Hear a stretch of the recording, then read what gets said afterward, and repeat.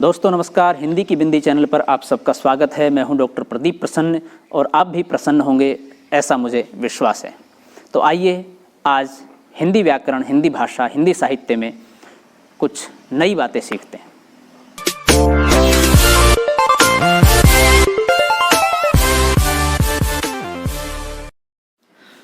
विद्यार्थियों, आज की वीडियो हम बना रहे हैं काव्य गुण को लेकर के, यानी कि गुण।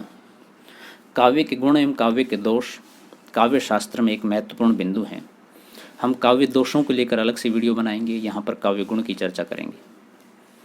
काव्य गुण क्या हैं, उनके अर्थ, उसकी परिभाषा और कौन कौन से महत्वपूर्ण गुण है, उदाहरण सहित आपको समझाने का प्रयास करेंगे। बस आपसे इतना आग्रह है कि यदि आप पहली बार हमारे चैनल को देख रहे हैं, हमारी वीडियो को देख रहे हैं, तो इसे लाइक ज़रूर करें और चैनल को सब्सक्राइब जरूर कर दें, ताकि आपको हर वीडियो आसानी से उपलब्ध हो सके और आप देख सकें। आइए तो शुरू करते हैं आज की वीडियो। काव्य गुण। गुण रस का धर्म होता है। गुण की रस के साथ अचल स्थिति होती है। जिस प्रकार धीरता, वीरता, सौम्यता आदि मानव व्यक्तित्व के सहज ही आकर्षित करने वाले गुण होते हैं, उसी प्रकार शब्द गुण या काव्य गुण काव्य की आत्मा, रस या उत्कर्ष करते हैं। इसे ही शब्द या काव्य गुण कहते हैं। परिभाषा। काव्य में आंतरिक सौंदर्य तथा रस के प्रभाव एवं उत्कर्ष के लिए स्थायी रूप से विद्यमान मानवोचित भाव और धर्म या तत्व को काव्य गुण या शब्द गुण कहते हैं। ये काव्य में उसी प्रकार विद्यमान होता है जैसे फूल में महक, सुगंध, अर्थात बाहर से दिखाई नहीं देते, लेकिन काव्य को जो हम पढ़ते हैं तो उसका रसानंद लेते हैं तो हमें उस नजर आते हैं। अर्थात काव्य की शोभा बढ़ाने वाले, करने वाले या रस को प्रकाशित करने वाले तत्व या विशेषता का नाम ही गुण है। काव्य गुण मुख्य रूप से 3 प्रकार के होते हैं: माधुर्य, ओज, प्रसाद। अब हम एक एक गुण की चर्चा करते हैं। माधुर्य गुण। किसी काव्य को पढ़ने या सुनने से हृदय में जहाँ मधुरता का संचार होता है वहाँ माधुर्य गुण होता है। जैसा कि नाम से स्पष्ट है, मधुरता यानी कि मीठापन, एक सहजता इस गुण के अंदर है।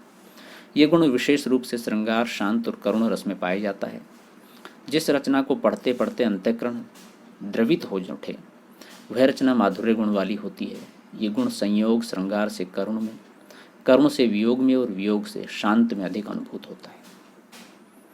माधुर्य गुण की पहचान या उसकी विशेषता क्या है? माधुर्य गुण युक्त काव्य में कानों को प्रिय लगने वाले मृदु वर्णों का प्रयोग होता है, जैसे कि क, ख, ग, च, छ, ज, झ, तय, दय, नय आदि वर्णों का प्रयोग होता है।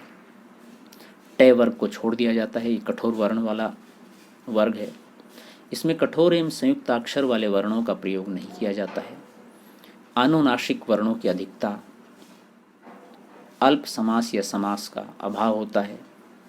इस प्रकार हम कह सकते हैं कि कर्णप्रिय, आर्द्रता, समास रहितता, चित्त की दृढ़शीलता और प्रसन्नता कारक काव्य गुण माधुर्य गुण युक्त काव्य होता है। उदाहरण से हम बात करते हैं तो बसो मोरे नैनन में नंदलाल, मोहनी मूरत सांवली सूरत, नैना बने विशाल। तो यहाँ माधुर्य गुण है। कितना सुंदर लग रहा है पढ़ने में। आगे देखें। कंकन किंकिन नुपुर ध्वनि सुने, कहत लखन सन राम हृदय गुनी। इसमें भी माधुर्य गुण है। और उदाहरण देखें। फटा हुआ है नील वसन क्या, ओ यौवन की मतवाली, देख अकिंचन जगत लूटता, छवि तेरी भोली भाली। तो ये जो अंश हैं कविताओं के, इनमें सब में माधुर्य गुण है। अब हम बात करते हैं दूसरा गुण, ओज गुण। ओज, जैसा कि आपको पता है, एक वीरता की जहाँ पर प्रभाव पैदा करने वाली क्षमता हो, शब्दावली हो, वहाँ पर ओज का शाब्दिक अर्थ है तेज, प्रताप या दीप्ति।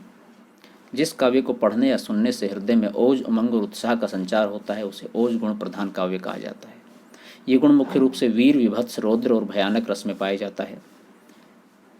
आपको पता होगा कि आदिकाल को आचार्य रामचंद्र शुक्ल ने वीर गाथा काल भी कहा है। तो उस समय ओज गुण से प्रभावित या ओज गुण को प्रमुख ध्यान में रखते हुए बहुत सारी रचनाएं लिखी गई। तो वो वीरता वाले, जोश, उमंग को भरने वाली कविताएं थी, इसलिए उसमें ओज गुण बहुत आयतन मिल जाता है। खासतौर से जो रासो ग्रंथ हैं वो सारे ओज गुण से प्रभावित हैं। हालांकि उसमें प्रेम प्रसंग भी हैं, श्रृंगार वर्णन भी है, लेकिन ओज भी बहुत है। ओज गुण की पहचान और विशेषता क्या है? इस प्रकार के काव्य में कठोर संयुक्ताक्षर वाले वर्णों का प्रयोग होता है। इसमें संयुक्त वर्ण रे के संयोग युक्त ट, ठ, ड, ढ, ण यानी कि ट वर्ग का प्राचुर्य होता है। समास आधिक्य और कठोर वर्णों की प्रधानता होती है। समास युक्त शब्द अधिक प्रयोग होते हैं। उदाहरण से हम और समझते हैं। बुंदेले हर बोलों के मुख से हमने सुनी कहानी थी, खूब लड़ी मर्दानी वह तो झांसी वाली रानी थी। सुभद्रा कुमारी चौहान की बहुत ही चर्चित कविता है। ये स्पष्ट हो रहा है ओज गुण से प्रभावित है, बड़ा जोश पैदा करने वाली कविता है। हिमाद्री तुंग श्रृंग से प्रबुद्ध शुद्ध भारती, स्वयं प्रभा समुज्जला स्वतंत्रता पुकारती। ये भी जयशंकर प्रसाद की एक कविता है जो नाटक से ली गई है, काफ़ी प्रभावी है। और देखें उदाहरण। हाय रुंड गिरे गज झुंड गिरे, फटफट अवनी पर शुंड गिरे, भू पर है विकल वितुंड गिरे, लड़ते लड़ते अरिझुंड गिरे। अरि मान शत्रु के झुंड गिर गए लड़ते लड़ते। ये भी ओज गुण से प्रभावित है।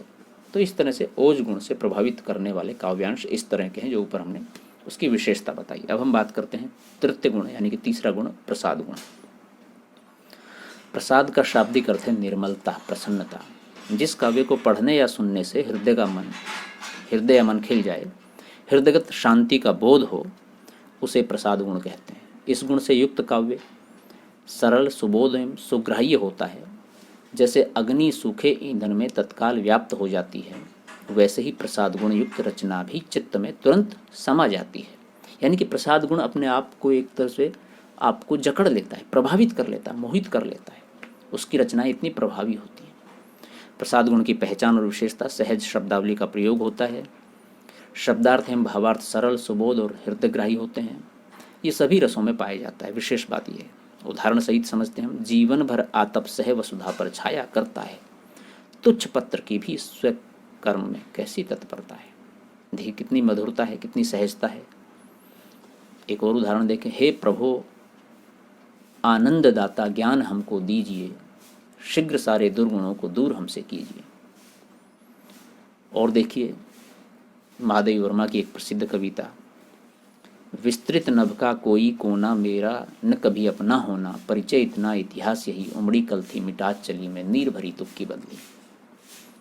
तो इन उदाहरणों से, इन काव्यांशों से पता लग रहा है कि इसमें कौन सा गुण है। जैसा कि हमने पहचान बताई, उसके आधार पर आप स्पष्ट समझ सकते हैं। तो विद्यार्थियों, ये थी आज की वीडियो। काव्य के गुणों को लेकर के, काव्य के दोषों को लेकर के हम अलग से वीडियो बनाएंगे। आप चैनल पर विजिट करते रहें। वीडियो आपने पूरी देखी, इसके लिए आपका बहुत बहुत धन्यवाद। वीडियो आपको अच्छी लगी होगी, ऐसी हमें आशा है, आपके लिए लाभकारी रही है, ऐसी हमें उम्मीद है। यदि आपको अच्छी लगी हो वास्तव में, तो वीडियो लाइक ज़रूर करें। और वीडियो को लेकर के, यानी कि अभी भी काव्य गुणों को लेकर के आपके मन में कोई सवाल है तो आप हमसे पूछ सकते हैं, या ये वीडियो कैसी लगी तो हमें कमेंट्स के माध्यम से बता सकते हैं, या किसी अन्य टॉपिक के बारे में आप जानकारी प्राप्त करना चाहें तो भी कमेंट्स के माध्यम से हमें बता सकते हैं। हम नेक्स्ट वीडियो में उसका समाधान करने की कोशिश करेंगे या कमेंट्स के माध्यम से उसका जवाब देंगे। और यदि आपने अभी तक हमारा चैनल सब्सक्राइब नहीं किया है तो उसे सब्सक्राइब जरूर कर लें, ताकि कोई वीडियो आप मिस न कर पाएँ। और बेल आइकॉन को जरूर दबाएँ ताकि नोटिफिकेशन आप तक पहुंच जाए तुरंत। तो विद्यार्थियों, हम बहुत जल्द नेक्स्ट टॉपिक के साथ फिर मिलते हैं नेक्स्ट वीडियो में। तब तक के लिए शुक्रिया, नमस्कार। आप घर पर रहें, सुरक्षित रहें, अपने परिवार को सुरक्षित रखें और देश को सुरक्षित रखें। शुक्रिया।